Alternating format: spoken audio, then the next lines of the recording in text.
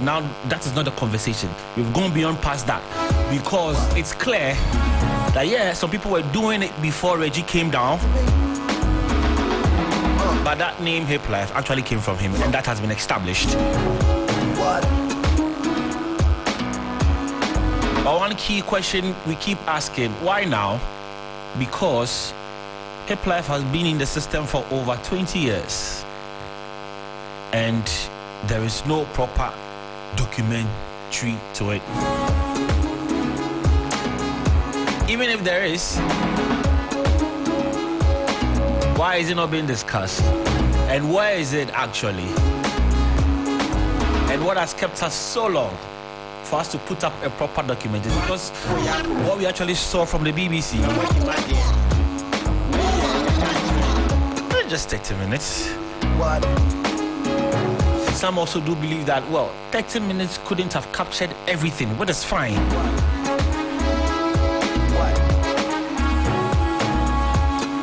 And also with what we saw from the BBC, certain people, certain personalities who played a role, they weren't mentioned, they weren't interviewed. But I'm highly informed that a few people were called. They reached out to some stakeholders. When they were ready to film, we couldn't find them. They couldn't answer their calls. This and many more. Today I get to sit with the veteran music producer and also a historian. He's a historian in here. Within our creative space, he understands it so well because he's been doing it for the past 30 years. Fred Che Mensah, we call him Uncle Fredima.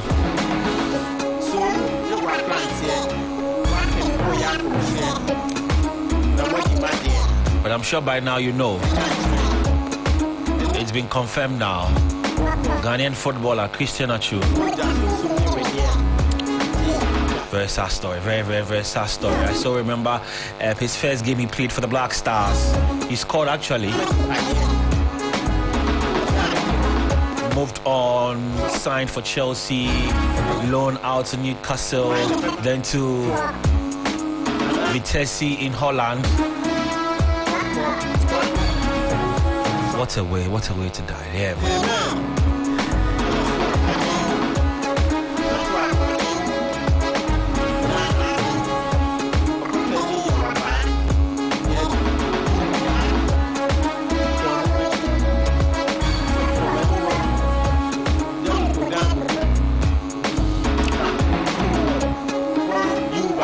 So if you heard Christian Achu, it's no more.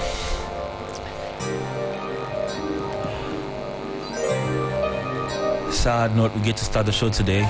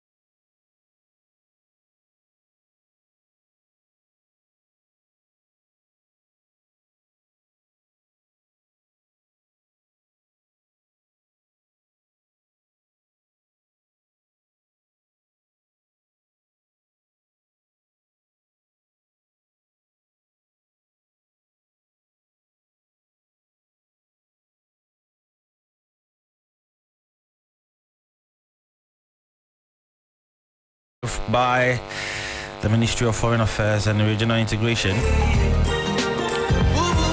And it says recovery of the remains of Christian Achu. The Ministry of Foreign Affairs and Regional Integration has received the unfortunate news of the recovery of the body of Christian Achu.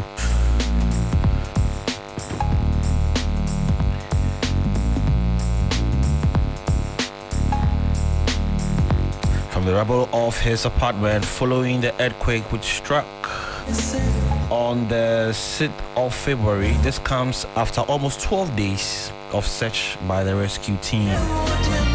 The Ghana Embassy in Turkey, which conveyed the sad news, indicates that the body was recovered early this morning, Saturday, 18th February 2023. The elderly brother and twin sister of Christian Achu and an officer of the embassy were present at the site when the body was recovered. Government extends to the widow and family of Christian Achu our deepest condolence. The embassy is currently making the necessary arrangements with assistance of the government of Turkey to have his body transported to Ghana for burial. The public will be updated on further developments. Sad news actually. That's one you want to wake up in the morning to hear.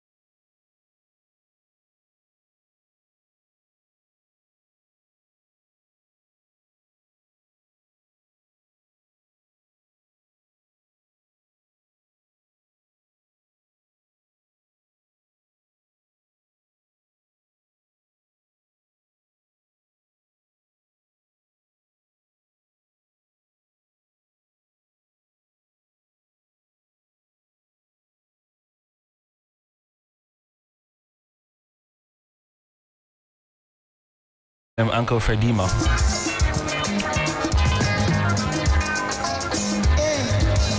This was not what we planned to actually start the show with, but Anya baby. So we have to move on. Uncle, good morning. Ready to explode? Uncle, good morning. Good morning, man. No, much clearer, much better now. How are you doing, Uncle? Well, you can't complain. I mean, every day brings its problems, you know. We just woke up today just to hear the demise of Achu. I mean, we've all been praying that he survived the trauma that he went through. But hey, Charlie, God knows what he's doing. We are all fallible, you know. So definitely one day we shall all kick in the bucket. Yeah. But after spending a week there, was there hope that he could see? Personally, you see, something I have experienced some before. So if I've listened to my conversations around, I mean, I even granted an interview to a network. I got trapped in an elevator. Okay. And in a recording studio to CHM. That was what 25 years ago. It's also a horrifying experience, you know, for you to be in a vacuum where there's no oxygen. Yeah. Do you know the reason why a lot of the kids survive during such kind of trauma? They are not conscious of their environment. When you are very conscious of your environment, a lot of things come to your mind. How is my wife going? So it gives you a lot of, you know, it raises of BP high and a whole lot of things. So me in my closet, people that I've spoken to and based on experience, books that I have read, and then from other stories that have been told about the survival rate of others, I saw that you couldn't survive under that kind of rubble, you know, or heat. Maybe that place, I don't know the weather condition there, but if it's very cold and maybe some oxygen is passing somewhere, it could have survived him.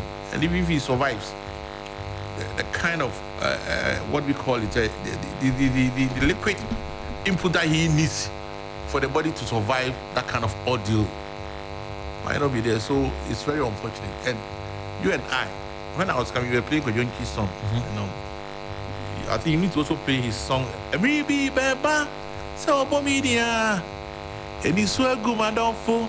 I feel yeah, my Samano, Madaniel Samano, my Samai. A time will come. I ask for Freddie, you don't see me anymore. But my works and the impact that I've made in society, that's what is going to lead me on. So between you and I, as I always say, in my presentations at certain places, just take your 8 from 70. Take depression, top money and a whole lot of things. You see that we are even dead standing. So I choose rather unfortunate, but we were all happy when that news broke up that, hey, he's been found. And the kind of jubilation that we went through, that's what we were expecting.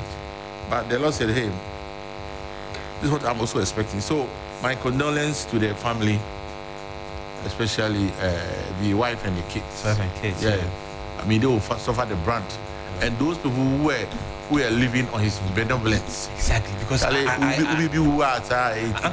highly aware he actually sponsors a group of people in his hometown. Yes. Like every year, there is something that comes from Achu to the people in the community. They don't get it again. Looking at the economic situations trending all over the world, to be hard for some kind of a philanthropic gesture to be extended to them through such person. But hey, who knows? I'm very sad as I'm coming, you know. I was reminiscing when I got locked up in an elevator. That was on the 17th of September 2018. Ochame Kwame, mostly when he goes to the studio and, you know, he wants to come out of his work, he gives me behind the scene for me to review. So I had reviewed and he told me that on that day it was a Monday. Me too, I was born on a Monday. So he asked me to come to where he was going to have the listening at Osu. It's an apartment there, Roos apartment or something like that. It's a 7-story building. But when I woke up that day, my conscience was fighting with me. Don't move out. Don't move out, move out, move out. But there was I had some clothes that I had needed to, you know, collect from my laundry, which is at Adabraka. So after collecting it, I decided to go to Osu. I didn't have a car at that time. When I called for the first boat, it came and somebody told me that don't go in. It did about 3 times, so it was the last one that I went. When I went to the hotel, just as I was about to go into the elevator, my instinct told me to retreat. I did that several, about 10 times. My conscience was fighting with me. Then finally I saw Astus Kubla, yes, he was working. So I prefer me there. I want to do training, so I'm just working upstairs. When I walk 1, 2, 3, my heart started pounding. Then I came down again. So I came to sit down somewhere, thinking of myself. When DJ Candyman came, I prefer the. So he held my hand. I was about to enter the elevator. My instinct told me to come back 3 times. Then Candyman said, as soon as we went in and we clocked, 7th floor, on the 10th floor, boom. Power off. How many minutes? For almost about 3 minutes. I have asphyxia. Okay. So the little lack of oxygen. You're in trouble. I'm in big trouble, and I was in big trouble. I was crying, virtually crying. Oh, right now, baby, Charlie, praying, saying, calling all sorts of my spiritual fathers who can help. Then about 10 minutes, the lights came. So as it descended to the ground floor, straight away, I never even looked back. Straight away to Puku was in my home. So I choose Charlie. I find the currency. God to have a mercy on you. Life must go on. That's life must surely move on.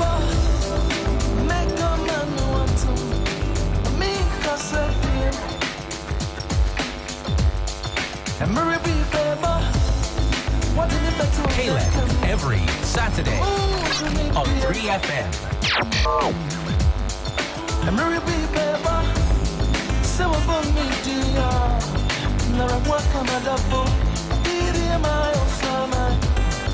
Madani on Samayo, my own summer. I did hear my own summer.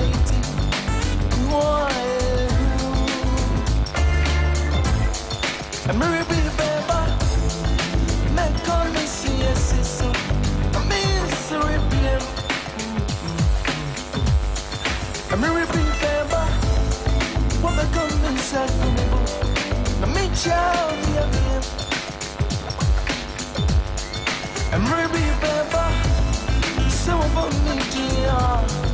You want come over, video my own summer, Madani on summer, my own summer, yeah. Video my own summer, why? Video my own summer, Madani on summer, my own summer.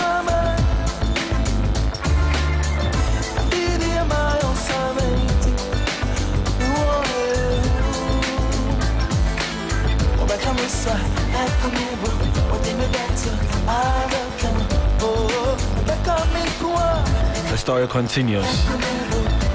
Let's come in studios now. Uncle, what do you know how old this song is? This should be about 25. 38 years. 38 years. Yes. Wow. It came in the same year as Resident Evil release. A new year. Me too, man. That was 1985. Kujenchi's first, song. You worked on this? Well, I never worked on it, but I mean, I was a keen follower of Kujenchi's craft. All right, so Uncle, morning again. Good morning. Welcome once again. You have a very nice place now. Wow. Thank you. That place is very enchanting, Really? Yeah. I mean, it's accommodating, at least. You can feel that you are in your own home. Very, very flexible. That's nice of you. Let me say good morning to my general manager, Francis Doku. Francis. Hey, Doku. Don Doku. Me and him, you gallivant from Charterhouse to the Circle those days. Anyway, let's move into the hip life conversation now. In your speakers now, brand new tune, Kimpaluta. 3FM 92.7.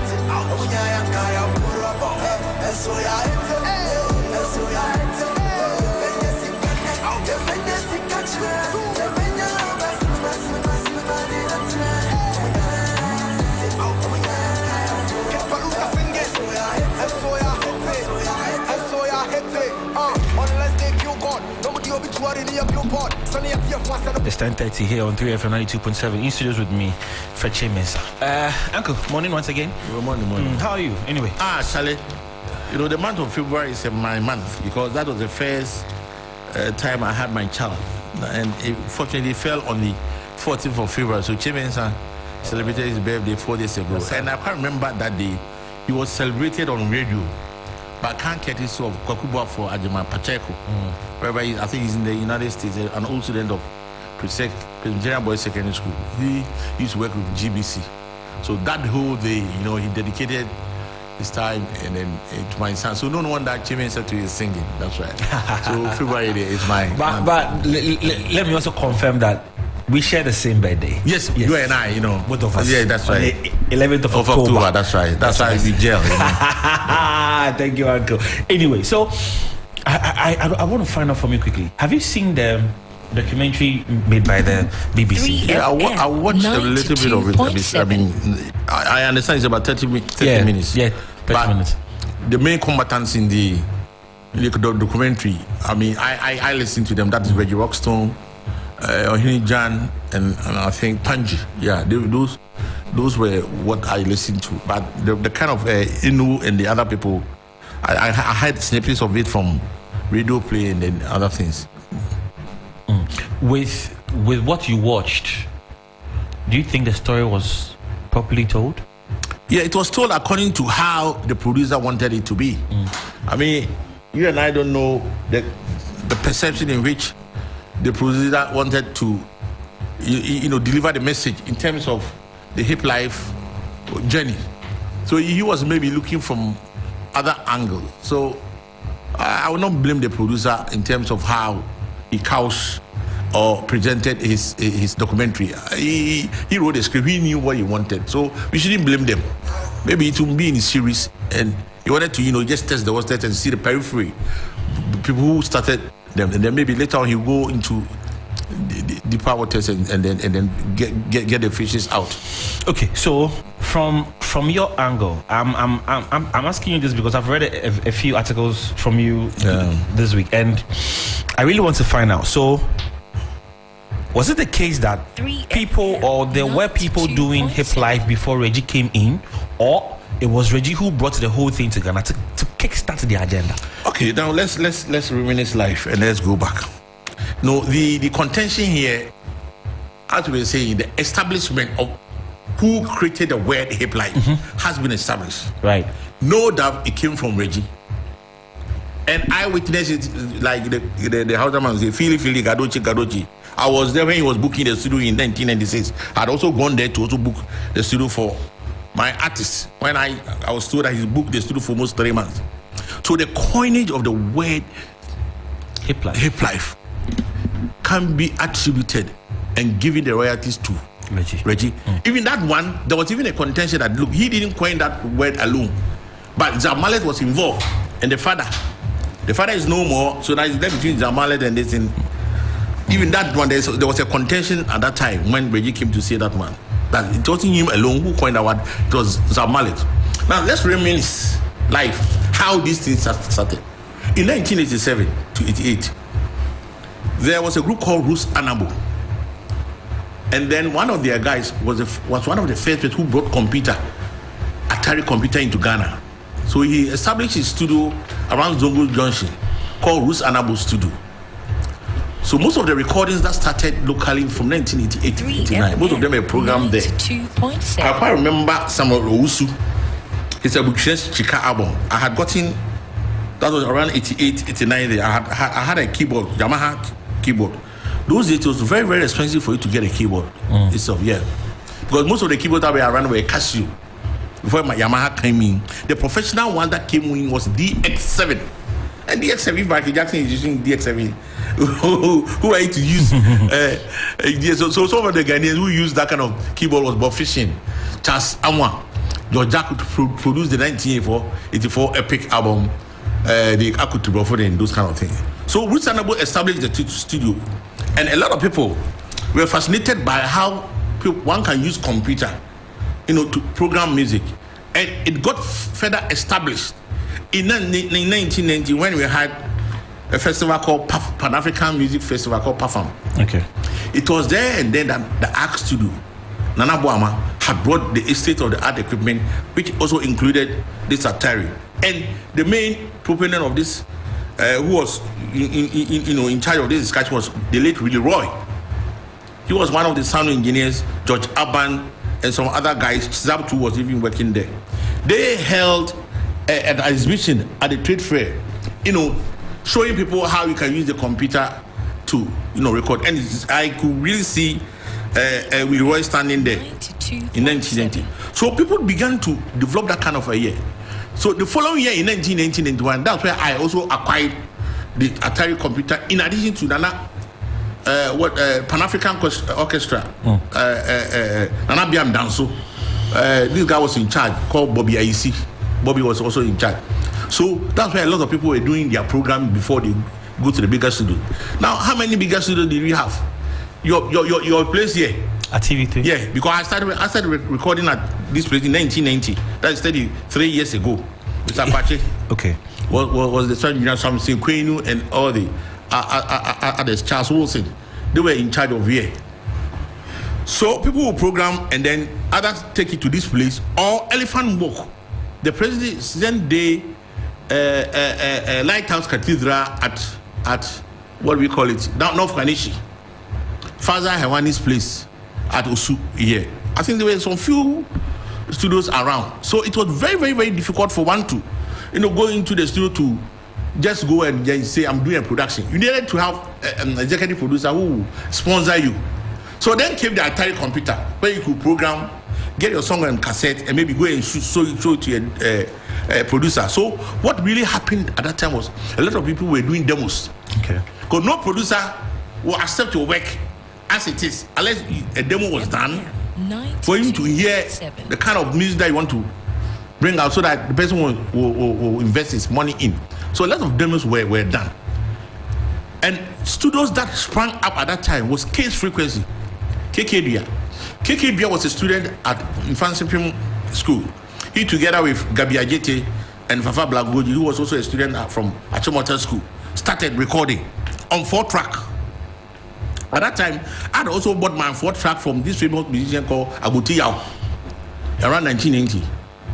So, Case Frequency was having his studio at Asalan then here. Fedima was having his studio at Circle. That's where I lost my equipment. But there was no bigger studio apart from Ghana Films, where you had to record on 1 inch, half inch, 1/8. And they were having the state-of-the-art equipment. Before the Kesley Hayford came in to open Black Nose Studio, Black something studio at Kotobabi. Then in 1993, that was when Combined House of Music, CHM, was established. And where was CHM? Danny Blue was the son of the famous Combined Farms manager. He established that studio at Mataheko. So it was there and then that he bought the state-of-the-art equipment, the present state-of-the-art equipment. Where's Mallet, Sami Hewani, Akupu Cropper Akufu, he was the bassist, he's late. Ni Aite Hammond, Cox Tamaklo, Keo, Amef, Vicencia, and a host of others were domiciled. So that's where the real production in terms of this kind of music began. Music that was later called hip life. Yeah, people were singing onto it. And now, it stems from when I said in my writing that when Kool and the Gang came to Ghana in November 1990, when they played at the Accra Sports Stadium, there were some Ghanaian artists who were also involved. Who was that guy? It was Rexomar. Fortunately, the guy who played for Rexomar, if you Google now, called Nii Amano. Godwin Nii Amano. Google now, right now, you see his name. He's one of the best pianists in the world. He was my schoolmate at Premier College, and we were sleeping in the same dormitory. They started programming, and most of the like to first songs too, he was doing the guy. So a lot of people were programming that kind of music, where the native funk laws and Eddie Blay, all of them used to gallivant around Case Frequency Studio, all doing this, but they hadn't named it Hip Life. So the groove came on. Because when Will Cool and the gang came to Ghana, the kind of music people also wanted to, explore that kind of music. It started way back when Musical Youth in 1986. But that one didn't show because there were not enough studios for people to, program their song. But from 1993, people had established where you could go to one studio within a matter of seconds. You have your music done either on cassette, 4-track, or if you want to go to the main studio, you come to Ghana Forms here or the Case Frequency. So it was from there that people started recording. Then boom, in 1996, the liberalization of the airwaves started in 1995 with Joy FM. In 1996, Radio Go, I think it got established before 6 March or something like that. After Radio Go, then came Vibe FM. Vibe FM for me, when you can, equipment that they brought that day. Listen to it carefully. That day, I was at CHM, ready to go and book. When my cook brought his equipment, so I was even part of the people who carried most of the equipment up. Myself, Odifo, KSM, and then Reverend Sam Panchankra, he was there that day. He was in the studios of CHM. I don't know whether he was coming to look for Zamalet or I saw him in 1996. I had gone to book there. So it was then that the administrator of the place told me that a guy from the United States of America called Reggie and his guys has booked the studio, the 9 sessions. So there was no way I was going to get some of the 9 sessions, but he would see to it that at least some of them were spared to me. So that was where I realized that Reggie was recording. That same time around, that Akedi2 and Chasamoto were recording. There were a lot of people recording various times, So no wonder we were there when the song was released, Chinchibia Dimewu song. Banana, what on the road? Is that what's the name of the? Keep your eyes on the road. Yes, and because the liberalization of airwaves had started, station like Vibe FM, if you D4 and all the other guys around, Capital Radio in Kumasi, with Joy FM, the Radio Gold, my brother tell hey, baby, he was over everywhere, and I can't remember that time I had finished training JQ. Well, I started training JQ around 94, 95. So around 94, 95, getting to 96 when he completed his assignment. So our first kind of recording that we did was Susie and Matt. So JQ was just coming up as well. I just started. And I had just also started training Apietus. So in my story, I don't know whether I said it, I even made JQ teach Apietus some of the, So I was there one day when JQ came to tell me that CHM, Zabas left CHM and then they needed a sound engineer. So the engineer that he wanted was Kwame Ebua, our own Kwame Ebua. Yeah. He was around that time, a big time guy when he talk of keyboards. And JQ was there. So they were the two people that they were contemplating to engage them. At that time, Zab was working with a guy called Zola. Most of the credit should also be given to Zola. Because what Zola was doing was that he was the person who was recording the artists, recording them actually.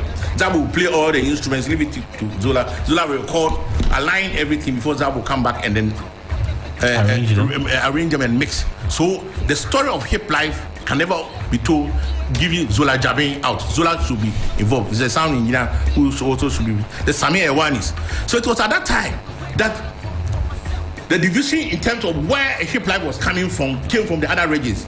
In Kumasi, had the Achamis who had even done their recordings for a long time ago before Reggie even started. So they came Achami, Lord Kenya, and some of the other people from that day. When you go to Takrade, the TH for Kwages and what I think SAS Squad, they do some things too, coming from there. And that place, it was an engineer called Saj. He's in charge of 7DS TV. They are sound engineer there. So they were also producing from there. And JQ had a guy called Ajingo. Ajingo Studios. They were all trained from my place. He had also relocated to Takrade. Yeah, when Saj also left CK Man Studio. So he was also in charge. So it was Ajingo who convinced Castro to come to Accra. So Castro's first recording in Accra here was done in my studio by JQ. JQ came to book the studio. At that time, he was working at CHM. But I had that kind of relationship. My studio became the reference point for where people would program their music, then go and continue at the bigger studio. They had that kind of, what do we call it, the big machine that you can record on. I had an 8-track cassette. So they would go there and they record. So it was from there that a lot of people also started. Then that time to this studio at Kadeshi, Hash has also been established. North Kanisha. Yes. So guys like Hammer and them two were there, DKB too, and Rush. They two had established. Nana King had also come in. Ashanti International and other studios were also springing up. Like we go to Kumasi, there was a guy called Dompre. So everybody was recording then. But in 1997, when Achiami released their song, Mesana Ba album, that's in Jansapo. How did they call it? Is it Jansapo or something? They use Brebe Bahama. But you know the original composer of Brebe Bahama. It's SK Opon and then also Fudazi from Bomanso. You mean the famous SK Opon? Yeah. Ain't no Brebo Bahima. Say Mayo Bonya men can show ya Brebo Bahima. He and also Fudazi from Bomanso, they did that song originally. Before Don K came in for that song and Achami to embellish it. But that song, there's even a contention that the song Human Nature, some of the chord progressions were taken from this thing. So they had all started. So Achami came to break the genes in terms of living rap on a pure high life rhythm. So if you can play the Achami song and you see the strumming of the guitar that Zap created. You mean Brebe and all? No, any of them, but that kind of thing. Okay. So right. Achami really put high life on rap, but at that time, Red Wilson had named it hip life. That's right. All right.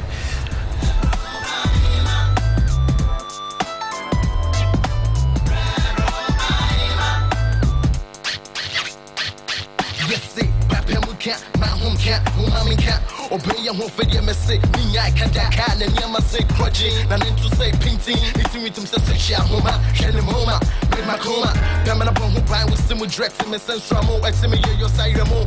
I'm with a pancasa, when you walk around for cat, a Jimmy Casancasa, Mino Piana, Mamma, like a cat, a second Bema, when you send Nuka, a Shamima, and your Befa, Mihuna Lamiam, Timmy Prim, you be walking, woman dream, at the other go so kick him, share, said your tea, when I'm sad, yeah, then you jump while it's running out here, do what I see, the Syria, and so when you say, what catch it, with your bright here, me now, we see it, me your this year, 3FM 92.7.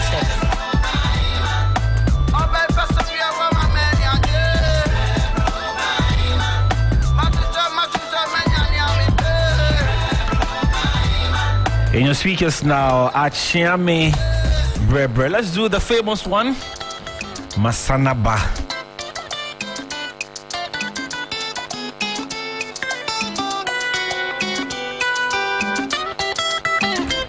So I heard Achiami Kofi speak this week. He actually said that this song was the first. I mean, this particular album was the first they actually had to put on a CD to sell. Because back then it was strictly cassettes. That was what people knew. But this was the first one they actually did put up on a CD to sell, which means history hasn't been told properly, one way or the other. In terms of what CD? Exactly. That they were the first people to bring CD. That one is debatable. Really? Yeah. In terms of hip life. Yes. Okay. Yes. Maybe how? But if you say you're the first Ghanaian to produce song considered, that one is never true. But if it is hip life that came, then that one I will need to research about that one. Yeah. All right, okay.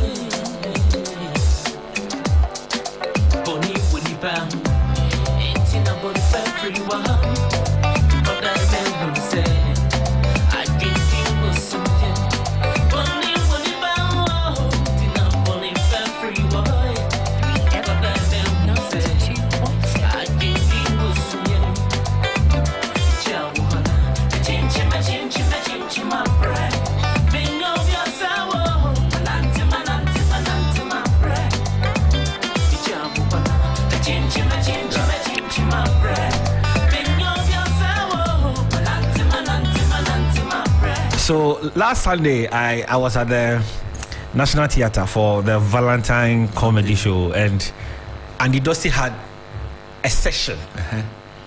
So before he came on, he was asking the audience, should he do old school or should he do new school? And I go, guess what? Like, most everybody in the auditorium was like, old school, old school. Then Andy dropped this. You will be surprised. Look, people sang the song from start to finish. Because that time the conversation around the people have started. So they cash in on that one. Okay, so when this song was actually released, Reggie had already named it Hip Life. Yes. But So- this one was released in 1997. And Reggie had come back in 96, of which he had done Choboy. Huh? So therefore, it means Achame might be forced to use Hip Life for this particular song. Yes. The name. Yes, because that one had been established. And most of the radio stations that were around, they say, hey, ladies and gentlemen, the new wave of music around the hip life created by the Don Papa, Reggie Rockstone. It's almost bad. When they play that one, then they play, other ones to also be compared. So you can say that yes, Achame were in that there. But according to Achame, they had even planned this song already. You see, what was happening in those times was that one just couldn't go to the studio, do something and come out that I've come out with a single. With a song, yeah. No. So probably they had done this one long time, but to get an executive producer to produce them, that was the problem. And you couldn't produce music from a studio within days. It was months. Maybe if that even years. Because when you are going to do a song, because we are doing real-time recording, we are using an Atari computer, the computer that is a digital and analog combined through something that we call synchronizer. So before you book a studio, now you need to get the harmonies. Now every harmony that you do, if there are about 4 or 5 parts, all the singers have to do everything. So it could take you a day to even do a song before the arrangement and a whole lot of things, So Ochami Kwame and then Kofi might have started this one a long time ago, but it was released under the time that Reggie had coined the word Hip life. hip life. So they came and fell in. So all the songs that came from between 1996 to the present day who used that kind of rhythm, fell into the domain of what we call it, Reggie's hip life. That's right. Okay, so after this, I'm sure it opened way for the youth at the time because they were actually leading this front. Yes. But what we also noticed was that hip life at the time was seen as something for the kids in Kuala Nyoma. Yes, it is because from 1997, the transition, I was training at P2 in 1997 before I took him to Case Frequency for him to work there. And some of the people who were working at Case Frequency at that time was our own Fredako of Evolution. Evolution, yeah. Yeah, he was there. James, who works at Virtual Sounds, he was also there. Danny Nete. People don't know. The late Danny Nete also programmed some of the songs for the hip lifers. Yes, at Case Frequency place. Before JQ2 was there. So a lot of people, something came. There was something in the atmosphere called clans from various schools. Accra Academy. You had Accra Academy, the clans from Accra Academy. You had the clans from Laboni, clans from Pope Jones in Kumasi, Opokuwari, and a whole lot of others.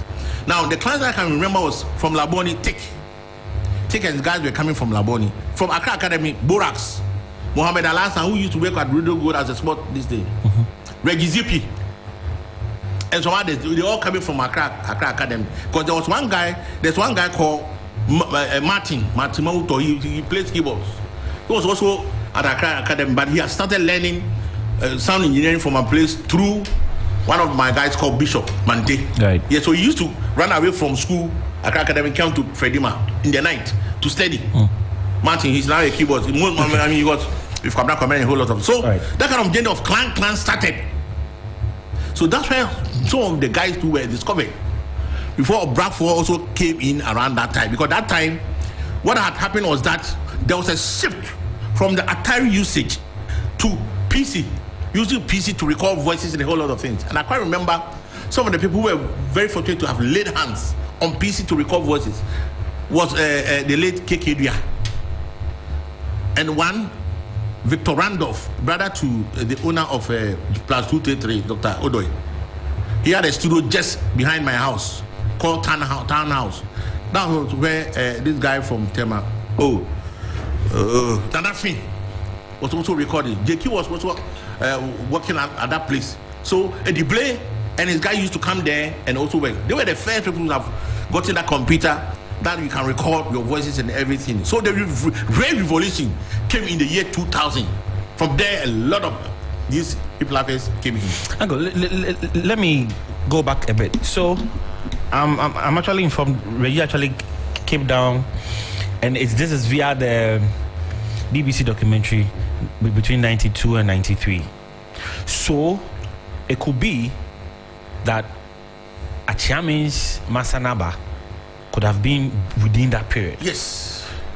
And it still wouldn't defeat that notion out there that Reggie was the one who made the word, like he actually gave the word as in hip life, the name of what we actually discussing now. But I'm wondering what could have actually made the whole system believe that this is for the kids and high life is more of an elderly thing, because what Reggie was doing at the time, per the conversation we've had some few minutes ago, it's clear that people were doing it before he came down. That's right.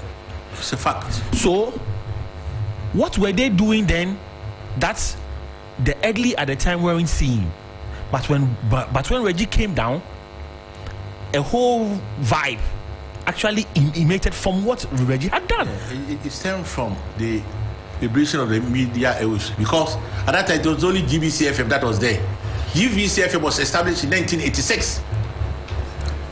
In 1985, the pre-NDC government decided to, liberalize the airwaves in terms of going color, especially on television, and having a regional FM station. FM is frequency modulation and it's supposed to travel within a certain distance, not like the short waves and those kind of LEWs and MDs. All right.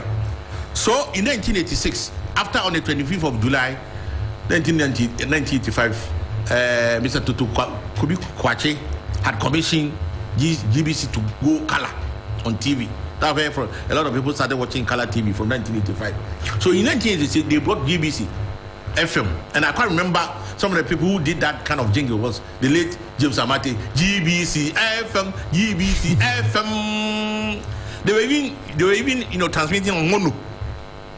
Yeah, mono. I think maybe in the early 90s, 89 or late 89, they came to stereo, a whole lot of things. So prior to that, there were no radio stations for you to play your music unless you go through GBC. And GBC, their terms of reference or their rules of engagement is that you cannot ever bring any kind of music and then you get it played there. Who are those playing? Kofi somewhere. The Charlie Sounds, Kofi Chaponu, and those guys, Tommy Annan Forces, they were there. And Charlie, you guys couldn't just get in and say, I want to play my music. No, they will scrutinize your music before play. So, before the liberalization of airwaves in 1996, the medium of exposing your music was limited. If GBC doesn't play your music, where are you going to play? Maybe a concert or some funeral party or something of that sort. There was no internet. Then now you can go there, Google or something of that sort, and then you go to YouTube and then put your list in there for people to access. There was nothing like that. So it was very, very, very difficult. So at that time, they might have been there. As I told you, before your music will be played on radio, you have to have an executive producer. And who were the executive producers at that time? I can remember Despite had come in. Despite. Yeah, he had come in. But we had the AK Bobis. John Agbenu. And then one man is being buried today. It's called John Taylor. He's being buried today. He's one of the producers. Taylor. I mean, right now I'm talking to the funeral is taking place at the Art Center now. They were the type of producers who were there, and they will involve their money when you don't have an album. Okay, hold again. So you speak of executive producers. So back then, what exactly was their role? Their role was that you needed to go to the studio to produce an album, not a single. You would have to go and do it yourself. Yes, you go and do a demo. Mm-hmm. For them to see how your voice texture, everything is. Mm-hmm. You do the demo and come and show it to them. Maybe even all the 8 songs, you have to do the demo. For them to accept the song, boss, and you will invest in the bar thing. Then you look at it, okay, this one I can invest my money into it. Let's go to the studios. Let's go to the. So people will come to Freddyman Studio, come and do the programming. You go to CHM, they finish the product. Before they themselves will take it to GBC for them to play because that was the only medium. Okay, wait. So you mean when you the artist finish your demo on your own? On your own. Then you go look for an executive producer who will rather take you to a proper studio before the song is redone. Redone. Sometimes, because I can't remember when I did that Showbiz Jamna Kokoko, I played the original version. There's a story behind. When I played the original version, it was in the vein of Sichiha Life. And this Roosevelt, who is being buried today, Zadek Taylor, he was a person who was supposed to finance Dasebre. Before he realized Dasebre had gone to Michael Krakumante to send the song to him. So we were on radio when we heard that Kokoko song. So the man came to me that, Uncle, where is the song that Dasebre recorded on the 4th track? Let's also go and because he had that access to that song. So we went to Mr. Kwachi's studio. I think he had left this place, Ghana Films here, to Clara Music. Just before Amachi did this place at Abekan La Paz, they had established the new recording studio around 1999-2000. That's where Mata Trey, Shatamale did all the vocals when I have done the programming in my studio with Kafu Day and Wansi. You know, so that was what was happening. You needed to get an executive producer who had money to invest. Because they were producing albums, not single hits that you can sit in your bedroom, produce right now, and then before somebody realize you are sending it to a Deezer or something, Spotify or some people. No, you couldn't have done that one. Every producer needed a song, and the song you have to make 8. Let's scratch 8 songs. 8 songs. You see a training anymore, side A, side B, 4. So you can see the hustle that people went through. And if you needed to play that kind of music, Charlie, it wasn't easy. And that time, one couldn't claim, one sound engineer or music producer couldn't claim credit, for it was a collection of musicians who had come on board to produce that kind of music. That's why in those days you couldn't hear JQ in it. It came when the PC was introduced, where one person could sit behind the PC, play all beats, record and everything, and then have access to the and then put their signature tune. Those times you couldn't have done that one. No. The production, Keke Kabobo will come and play the drums. He goes away. Kwasi Obo or Zamalet will come and play the keyboards, guitars. They will go away. The next person will come and play the Amamacha will come and play the bass.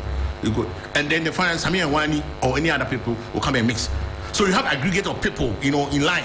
So if you look at the album, recorded and produced at Freddyman Studio, programming at Freddyman Studio, Kofi Cell here, one here. You see all the credits, but now these days, hey. One person does it, and then the next minute is on the internet for people to consume. No, it wasn't like that. Right. So a lot of people had recorded, but who was bringing them out? Because the producer needed to see that, look, the kind of investment that I'm doing, was it really going to give me money, my returns? So they look at that kind of input. So you could see that very few people came out at that time. It wasn't easy for you to be producing works 3 months. No. Francis Ajay's album, it took him years before he came out. Because you go and call the person who's coming to sing. And I'm going to do a 3rd version of the Hip Life history. And I'm going to give credit to the harmonists, those people who made the Hip Life stand. It wasn't only the rap or the but people who did the harmonies. Like Nanama, Margaret Bindenon, Zuzu, Lady Zuzu, Mary Japon, Nana Marian, and a whole lot of them. I'm also going to do their session, maybe expect it on Monday, about the people, the hip life journey. That's right. All right. So if you just tune in, this is 3FM 92.7. In studios with me is Mr. Fred Che Mensah, and we are having a conversation on the Hip Life documentary. What he knows, what he experienced. But Uncle, so back again, one question that has actually been beating up my mind for some weeks now has got to do with if we say the hip life sound, what is it? Because Reggie made us believe, well, you pick something high life, you rap on it, we go to go. But along the line, you would attest to the fact that hip life that was actually released from the 2000s coming down had nothing to do with that. So nothing to do with what? I mean, what we were used to, as or what we were told, that you pick a high life beat, you rap on it, that is what's hip life. That is what we were told was hip life.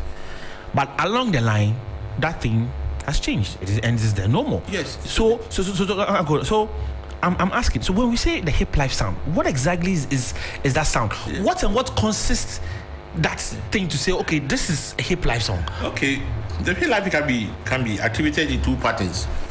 We have people who are singing on high life and then also rapping, calling it hip life, and we have people also copying the Western style of rhythm, but in the course that way, following them where the local course with the hard kind of rap. So here comes Akateche too. Akateche also followed the trend of Anakiami. Then Obrafo also came in. Now Obrafo coming in had Hammer as a producer.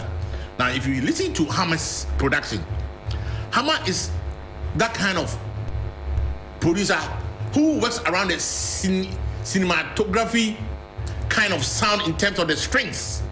He uses strings with particular reference to particular chords, to attract the audience. And in music, it's called the 4, 5, 6 chords. Fa, so, la. Most of his songs thrive on that, and the people really like that when Obrafo and the others sang into it. So it became like a challenge. Reggie's voice or his voice texture or his composition was really sounded like the real American guy in Ghana rapping on tree. The Obrafo's own had somebody who had stayed in the palace with that kind of poetic knowledge, dishing out the real Akan music into that fray also.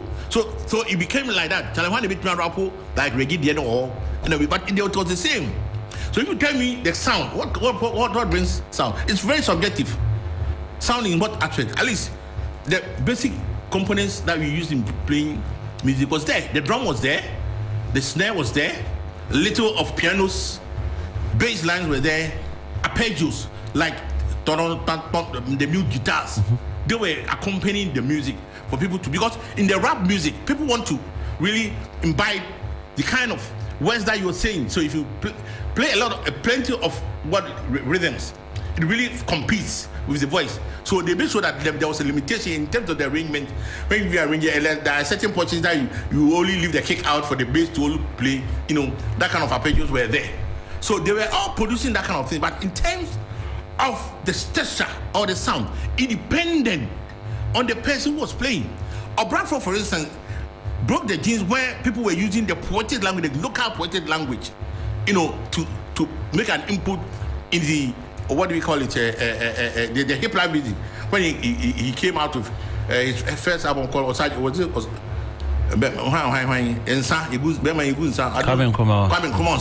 you play that man too. The Tic-Tacs too were there before the Regis GPs also, all of them came in. At that time, this guy too from the north, for Kawawa.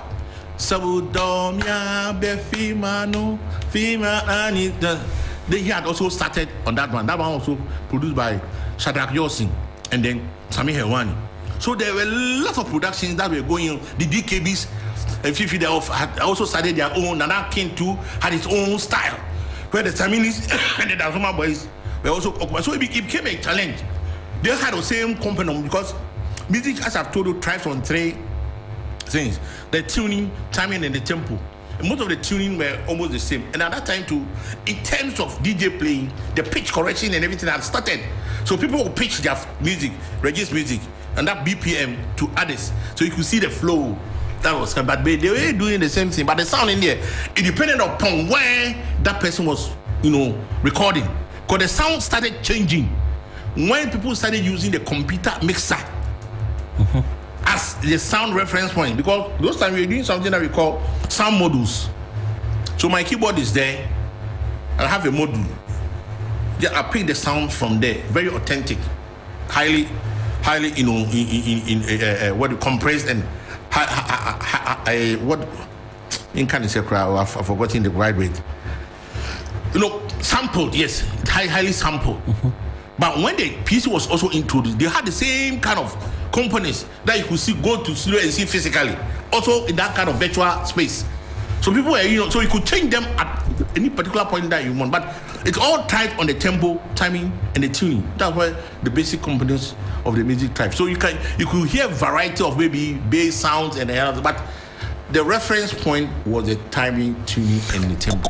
Could that not be the reason why we as a country, we haven't been able to hold on to the whole hip life genre? Because you get to hear different sounds at different times where we refer to these sounds as hip life.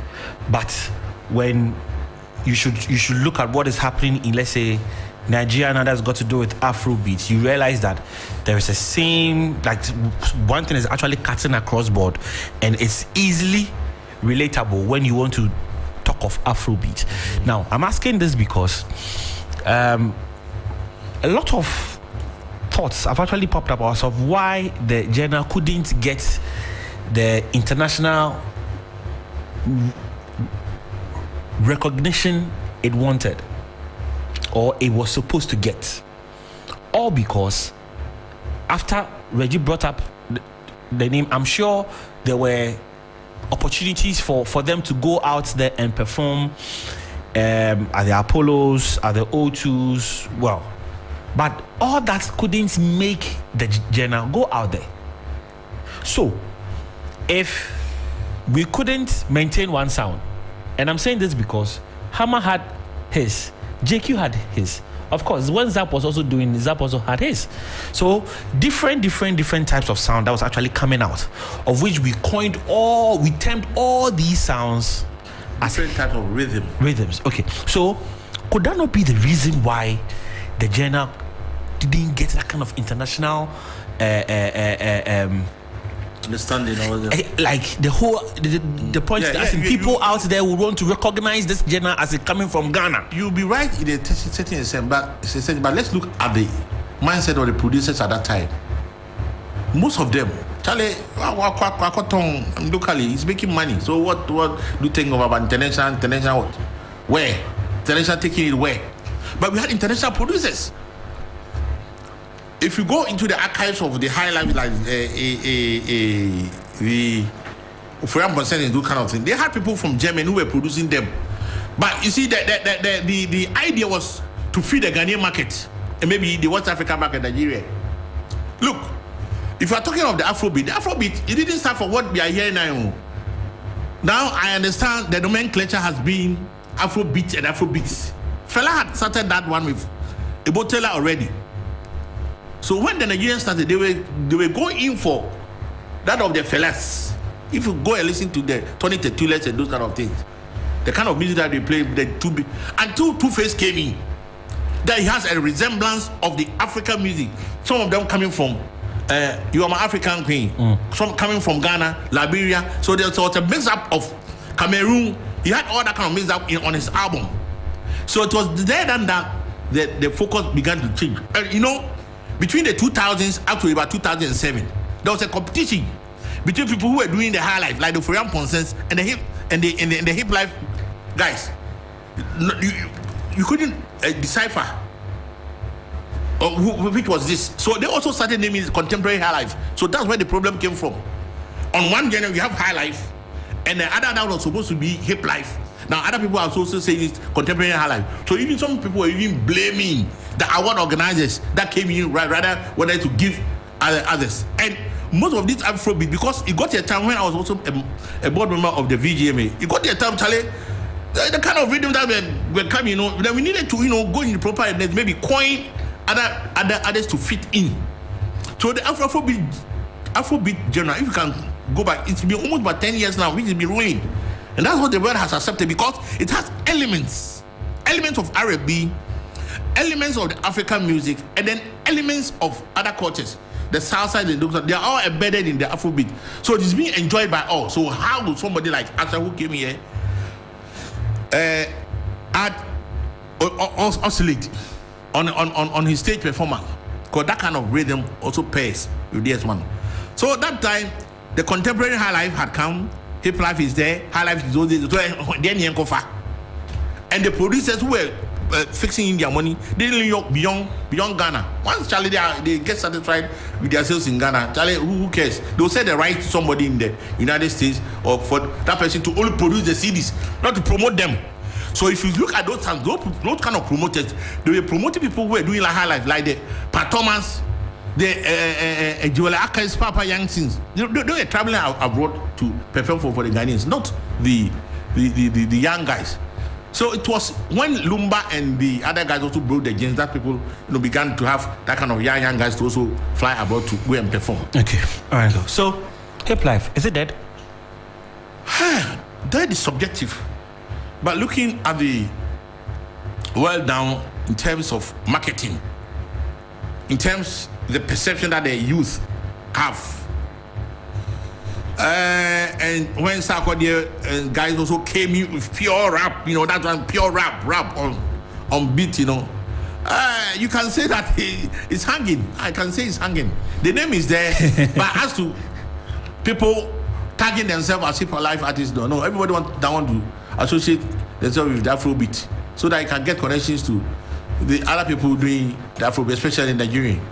Okay. So the name is there, it's hanging somewhere. So in that documentary, Manifest actually stated that to him, Hip Life is dead because the youth now do not identify themselves with it. Yes, I will agree with him partly, yes. That's a point. And it's true. From all the recordings that I've been doing since I came back again, everybody comes and prefer me pay Afro pop, Afro beat. And they give you the kind of style that they want. And if you look at the tempo, the timing, the kind of chord progressions, Charlie, that is there. So it is music. But you see, music in terms of the nomenclature, I mean, for that one, I can just name it and say Caleb Life. Nobody will catch me. Because these names, the High Life and a whole lot of things, also came from somewhere. I can't remember Accra Polo Club in the early days around the Anglican church where the Polo Club was. People were leading high lives. So when they went there and they had the brass instruments, remember, the brass band, they were playing. So the people were leading high lives and they were telling them into the high life. That what came.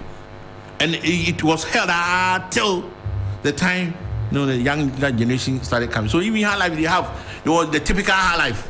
That is the palm wine high life.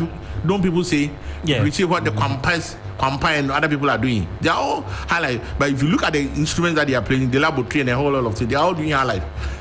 Typical highlight, but it has reference or doing other instruments, bringing in for them to also authenticate or tell the populace that, hey, this is also our brand of highlight. But it all runs on the three components that I told you: timing, tuning, and tempo.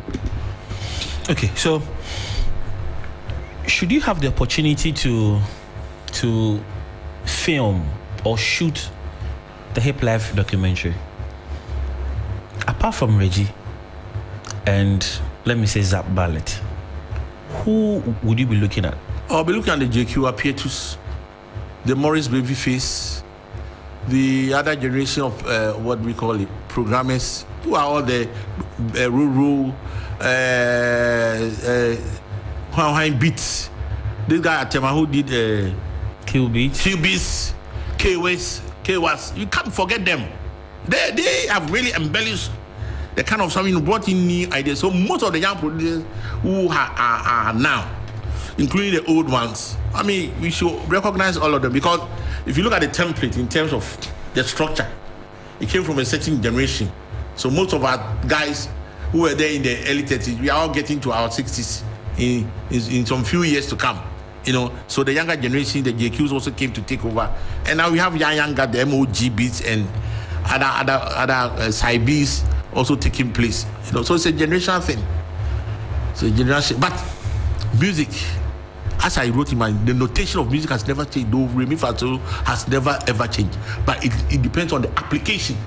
Now people are infusing jazz rhythms into this one. Recently, I did a project with a lady who flew in all the way from the United States to record 3 songs in my place. And I tried using Afrobeat in one of the songs. The other two, I also use only piano alone. The other two, I used Afro jazz and a whole lot of things with some infusion of arpeggios of the Ghanaian culture. I quite remember, Kwame Boa, I heard this story, if it's true, he can confirm that he was even going to record with Michael Jackson before the demise of Michael Jackson. And it was through the ingenuity of Kwame Yeboah when Craig David, invited him to be his producer. And if you look into Craig David's music, Kwame Yeboah tries to infuse the local crowd into the Craig David's I'm going away. If you have that one, he has from La, then go to me, then go to do Ray. And if you use that one into a highlight, it also goes in.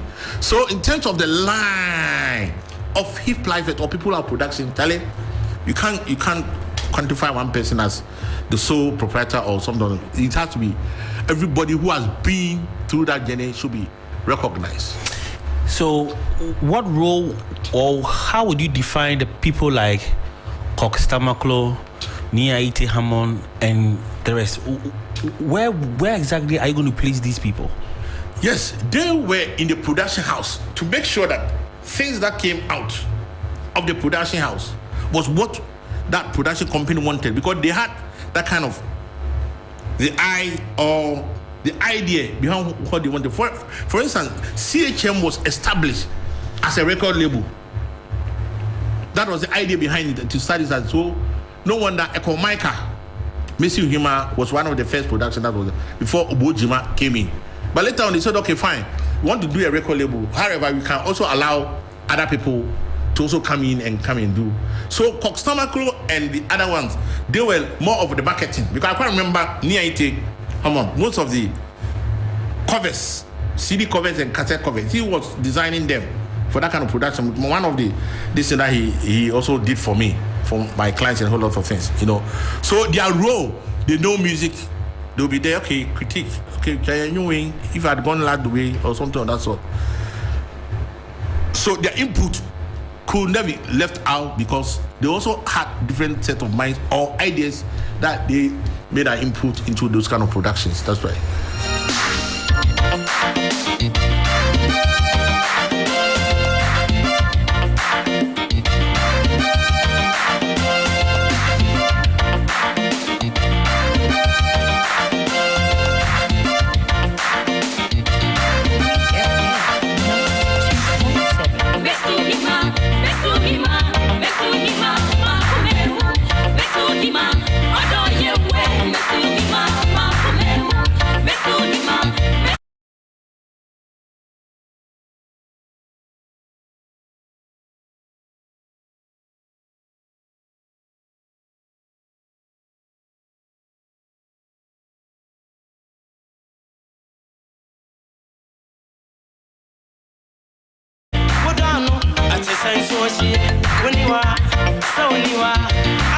In your speakers now, Echo Micah, Messi Uhima.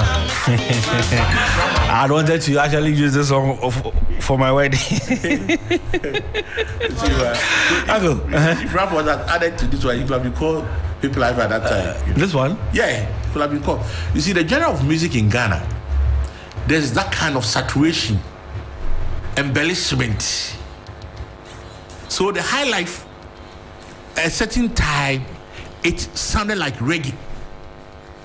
When with the death of Bob Marley and those kind of things, where reggae had become that kind of a, and the what do we call it, dance hall, people really looked or picked the high life into them. For instance, if you look at someone like Amachi Dede, for instance, pure high life. They are all reggae components there. But how do you call it reggae high life?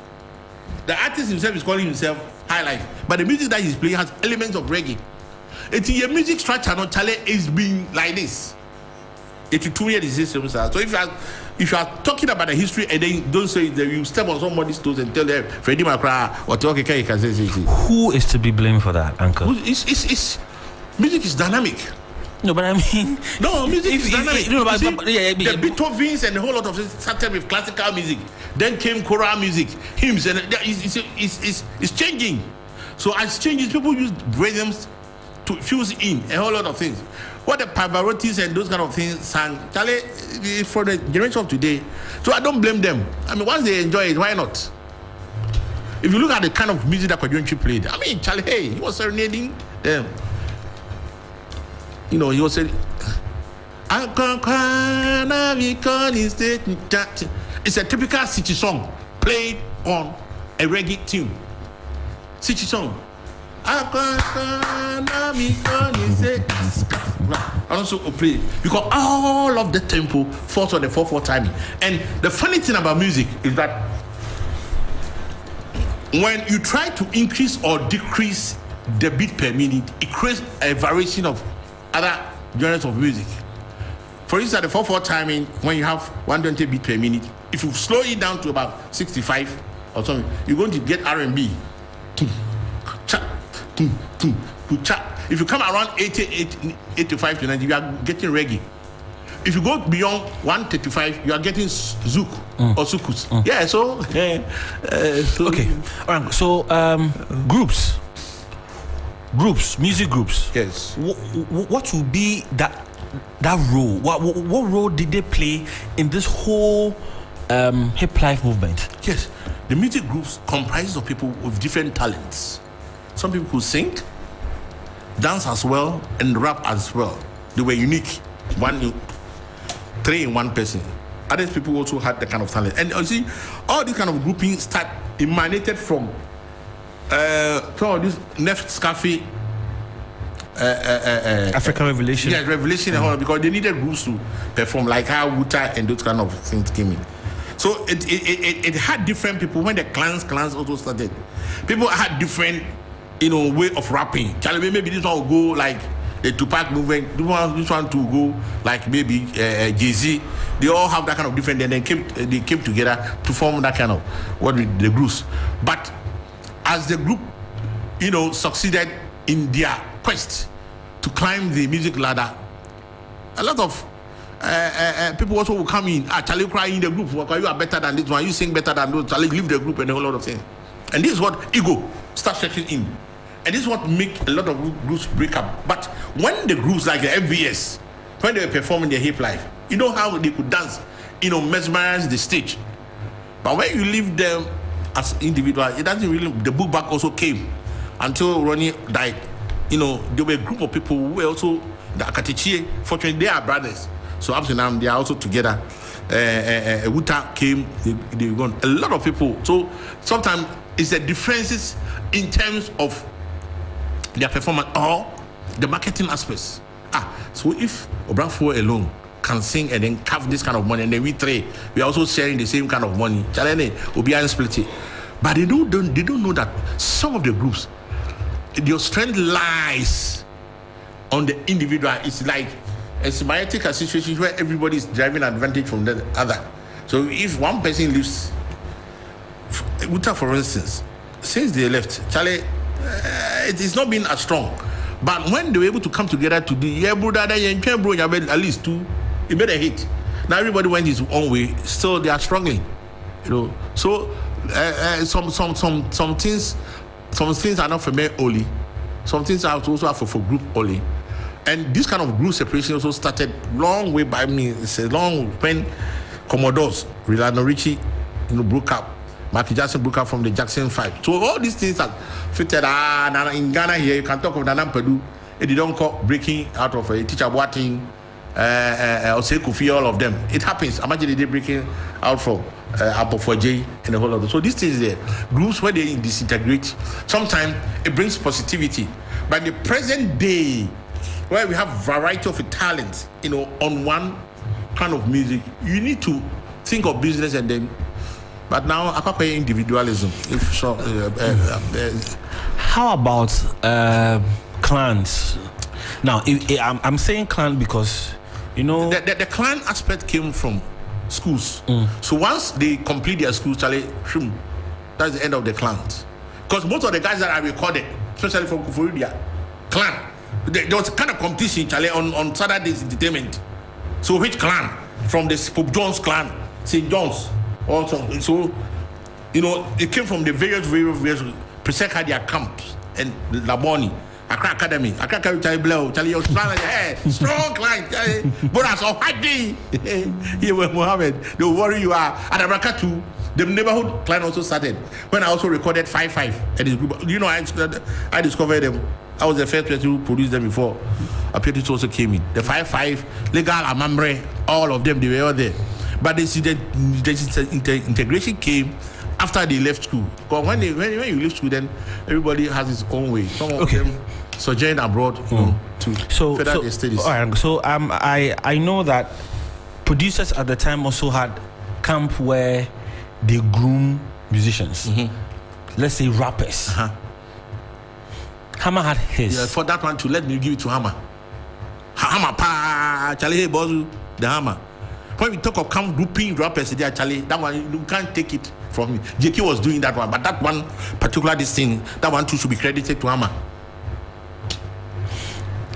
Did the splits in that particular arrangement did that affect hip life in any way? Yes, it affected them.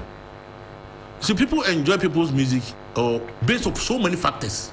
For instance, I being a pianist or keyboardist, whenever I'm listening to the music, my first point of place that I have to listen to how the chord progressions, go. And I'm also very good in voicing, how to record voices. So I also look at the harmonies and a whole lot of the strumming of the guitar and a whole lot of things. So if people really enjoy group music, and right now, the group is no more, and that kind of individuals are having their own composition.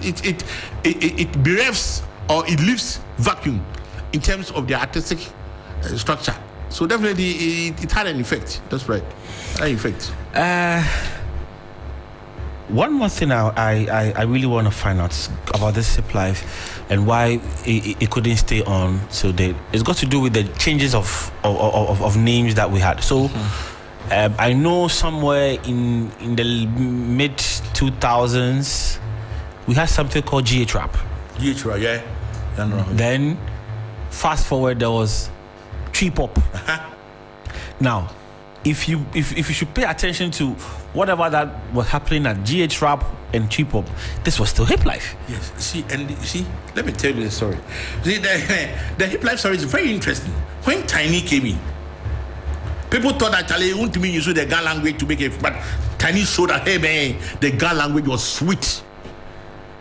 When Tiny sang everything in Ga, that was okay. Now he has identified himself with the place. Okay, then let's also go traditional hip hop. So you see, all this nomenclature started when certain people, aggregation of certain people, started putting out certain things. So if you look into the history, it all happened in a certain era when a certain particular music comes out.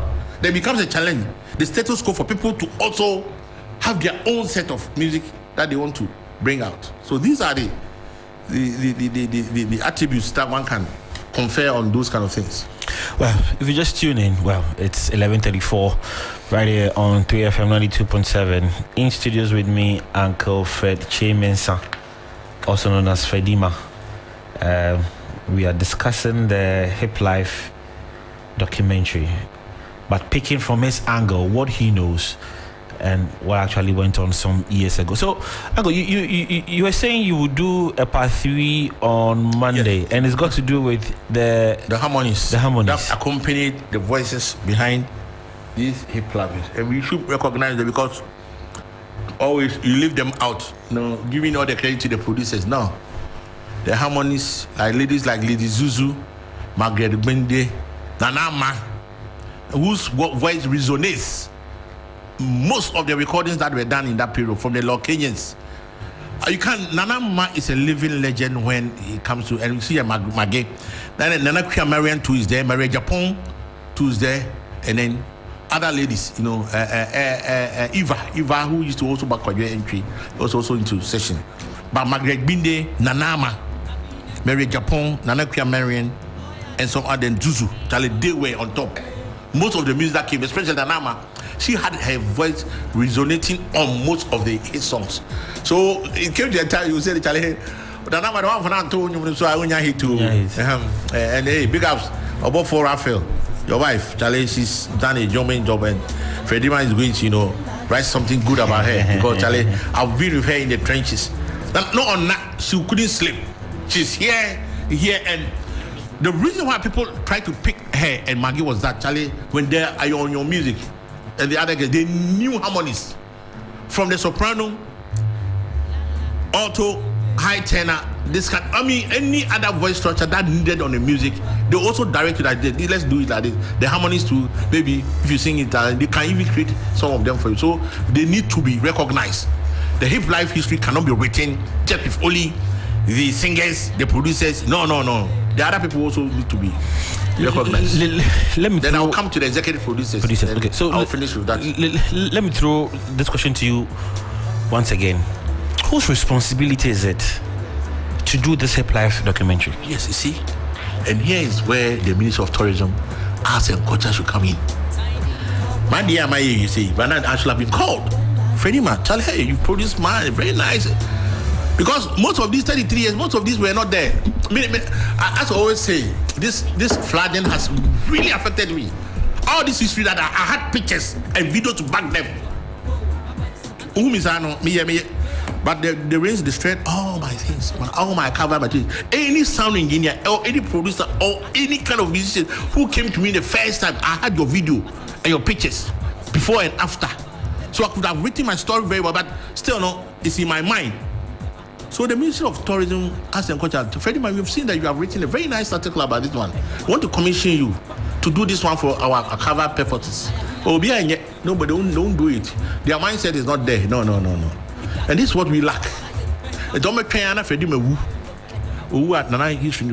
was very fortunate that I got in contact with a lot of these personnel before they died. For instance, Nanampadu told me a lot of things. Smarting cancer, Ralph Kakeri. I was going to Freddie man. We'll give you the history. This one happened, and some of them I witnessed them myself. My first recording experience was in 1975 at the Ambassador Records.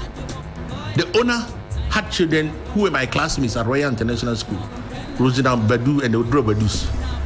So on one Saturday, Charlie, my father and I went there. My father was working at GNTC. They were selling, into that kind of channel, selling records and a whole lot of things. So getting to Christmas, and they took me there. And that time it was KS who was recording there. Dr. KJ, 1975, how many years? You're not wrong. Yes. But Freddie, I was there. I saw it live, feely. And some of the people that I also cherish in my life, I came to work with almost all of them, like Osovidazi. When they came on 25th October 1972. Where were you going to meet OD or SK Opon? But I had a chance working with all of them physically before all of them died. Okay. So if the ministry is not doing it, how about industry? The industry rules. So maybe that's why I write my own story. Sometimes I write it, Uncle Fred, this one, they take a blog and go and do it. They say, if I did a blog, well, I'm going to do a blog to bring all these things. Because nobody's there to tell that kind of history. Nobody's there. And Freddie, I won't let this kind of history die. There are a lot. How high life started, recording started in Ghana. Because Nana Badu has told me a lot. Here, first of all, this is your place, Ghana Films here. Mr. Kwachi too has also told me a lot. Because Mr. Kwachi is alive. He was involved in most of the recordings. So if you want to do any high life documentary and don't include Mr. Kwachi, Samson Kwenu, Charles Wilson, and those kind of people. Foster, he was also a sound engineer. He's died. KK Kawubos, they are all there. So this is the time that the Minister of, if Marco Krokman is listening to me, I'll call him, Charlie, Mark, let's do this one. Let the agency, commission people to do this kind of documentary. Go to the places where this actual pictorial evidence, where this kind of things happen. The last time when I was going to Kumasi, I saw Ambassador Records. It is turned into an iron rod shop. We couldn't even preserve it. Ghana, they will buy that Ambassador Records in this thing, make it, see the old equipment, and then the skill of creative arts that they are coming to create. That will be a reference point to show them how recording started. But no, as I told my studio that I operated at Circle where the flood, devastated it, was the first room Osaji for Dr. Kwame Nkrumah rented when he was in Accra in the 40s. My room that Freddie studio was. So how much does it cost to buy that building? The government will buy it. And the UNI were not there in 1948. We go and look for old stuffs, of beds and mattresses and come and place there. Like this was Dr. Kwame Nkrumah's bed. Yes, people come and pay money and watch, but the vision is not there. In the story, if I don't share, so you see when I shared yesterday, I shared a story about how dirty the Pokwasi interchange is looking. I only had 20 people come here. I don't know whether. Excuse me. Do you when you say something which is against the government? Do they restrict this thing? Restrict what? Restrict people commenting on your this thing. On my post? No, on Facebook. Because I wonder how people can get about 1K, but when I post something which is critical in terms of the environment, you see only 20 people. Everyone. So I say, where does the post go? No. Hey, Ghana. Oh, Caleb. Susie Dayedo. We have a child to keep. Uncle, so you are an integral member of the ruling government. You are close to power. Boss, I was on the board of this and they took me out last 4 years. You were on the board of what? They have never included me in watching their, what do we call it? Their this thing, what do we call it? Manifesto in terms of the creative. I mean, can't be. The idea is saying they want to know. Me can't be once I have a page on my Facebook, I'll put all of them there. No, but so Uncle, if you are in part of the manifesto, how then do you go out there and campaign with the same promises they have in their manifesto? What they brought, I had the same sharing of the same idea. So definitely, if I wasn't involved, and then I had that kind of this now, I should follow suit. Yeah, I should follow suit. But as I'm saying, hey. Charlie, priority, everybody has his own priority. But I think with this kind of conversation that I have really brought up, the Ministry of Tourism, Arts and Culture will have empaneled that, look, let's go to Fredima. Let's write a script or the other people. Let's go, other researchers to go and research about where all these places that he's talking about. Let's do a fine documentary on that one. Charlie? A quick message. So a student of the University of Ghana, Legon, said Professor Collins didn't need commission to write his authoritative book. Why does Fredima need commissioning, Uncle? So you're saying, your question led me to this one. I can do it on my own. And I'm doing it on my own here. I only need a camera, or maybe I can even use my phone to even shoot that kind of this kind of age of technology. I can use it to shoot it. And I'm thinking of doing it and then having the right to that one. That's all. Those you can't hear can cry there, maybe traveling abroad, because I want it to be very authentic. The last time I was even telling this story, people didn't know that Dr. KJC was arrested in 1965 for producing Manse, because Kwame Nkrumah thought that song was against him. So they arrested him. People don't even know this kind of history and story. So it needs to be told as it is. Anyway, I'll tell it on my own page, and then people ask me to write a book. I have to write true book. When I write the book, after the lunch, yes, who will give me 100?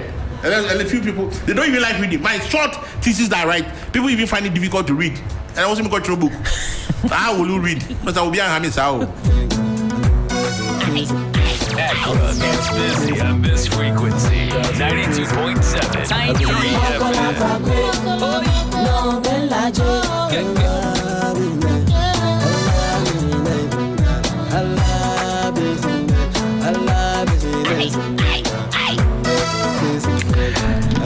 It's 11:45 here on 3FM. Happy birthday to Mrs. Helena Ansan Asare, co-founder of Mount Crest University College. May God continue to bless you. From your lovely husband, Mr. Kweku Ansan Asare, your family, friends, director, staff, and student of Mount Crest.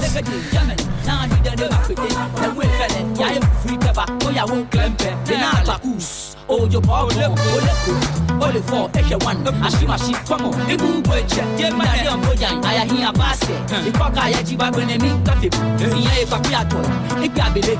All I hear you friend tower machine day. What I do feel like about one shinana. She go check.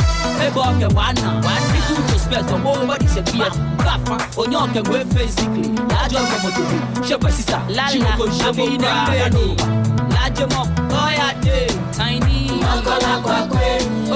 Long large, Nana Fabe, Yobaka, Olobi, Bendo, Santana, Shude Baba, Abungo, Baye, Abin and Benny, Gelajamo, Goyate, Tiny, Wakola Quaque, Long large, Nana Fabe, Yobaka, Olobi, Santana, Shule baba, abondo, baye. Anyo, say your mouth, we are well done.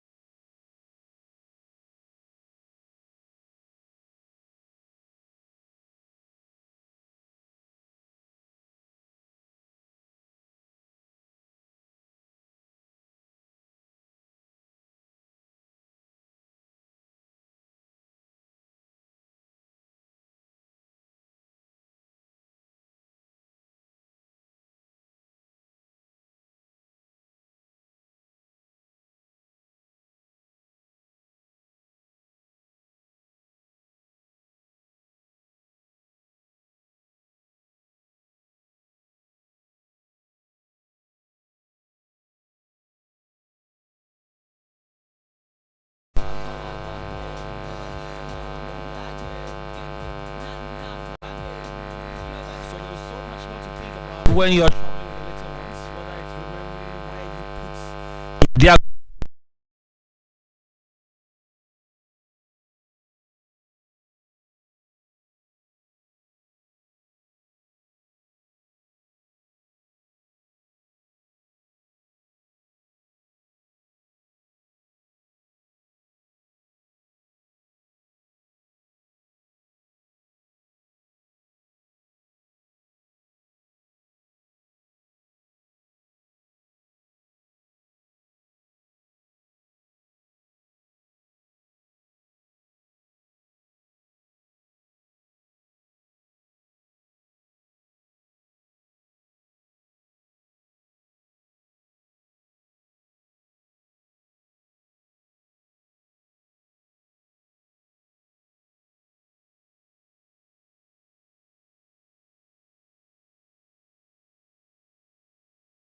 jaw dropping, that body swerves and gravity twists and turns. Then join us as we unveil the contestants who will vow to win this year's Be Good Dance Challenge. It's happening live tonight, 8 p.m. on TV3. You don't want to miss that. Okay, let's come back to it again. Let's wrap up with Uncle Fredima. So, I also noticed, Uncle. So I also noticed that with the hip life conversation itself, we always get to the point, and sometimes we feel like we shouldn't refer to, and like I said in my intro, that now it's been the conversation this week actually has moved away from who actually birthed it, who did this, who did that, but should it be given to one person? As in, should we all pinpoint to Reggie and say he is the founder, when now conversations are actually out that Reggie played a role, his dad played a role, and Zap? So between these three people, Reggie, his father, and Zap, can we, or should we name them as founders? So the conversation on who did this, who did that, should end once and for all. Because, like you said earlier, Adrian Almonds can never encompass a baobab tree. It's a collective, responsibility. But as I'm saying, the subject here, the differentials are many and varied. Who played a role in coining the name Hip Life? Underline the word Hip Life. Nobody can take that one from Reggie, the word name. But in saying the kind of instrumentation, the style that came in there, Charlie, he can't take that credit alone. No. He can take the credit for the name. But in terms of the style, maybe must started that. Yeah. But it was an idea he brought on board. Idea on board. As in the name. Yes, no, Charlie, any name need there. People, all the electronic components that we see here should have included the name of Einstein, because it was based on his principle of E because MC squared that has emanated from all these things. But other people have also taken credit. We have Apple, with Steve Jobs taking the credit, but some of his solutions and then the physics also came from the E equals to MC square. So in every generation, we have creative people who create certain people for people to leverage on. Creative Reggie and his father in Zamalet, according has created the word hip life. Big ups to them. Finito. Yes. Nobody can take that kind of.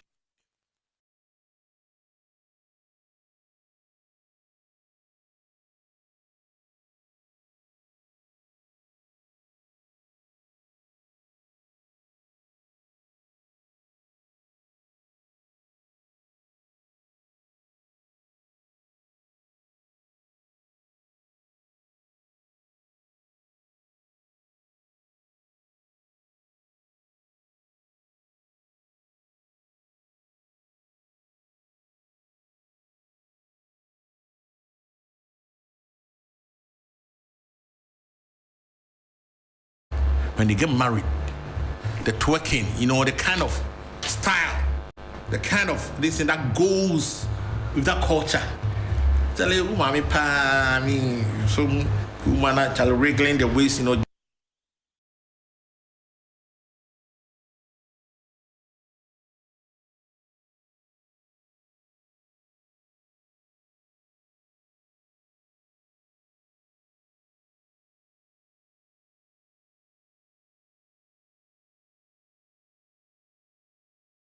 gospel people will survive because our culture say body, hey, you can't be going then gyrating yourself or going naked on stage and a whole lot of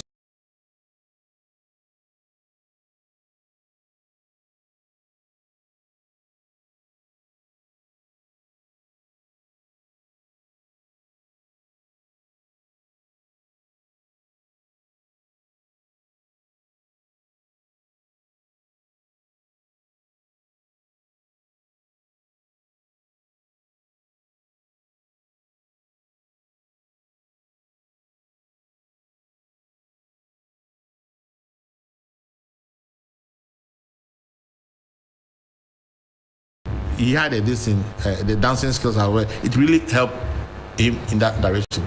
So the women, the reason why in our jurisdiction they can perform or go higher in terms of the high life rhythm or what we call the worldly music challenge, the perception that we have about our culture.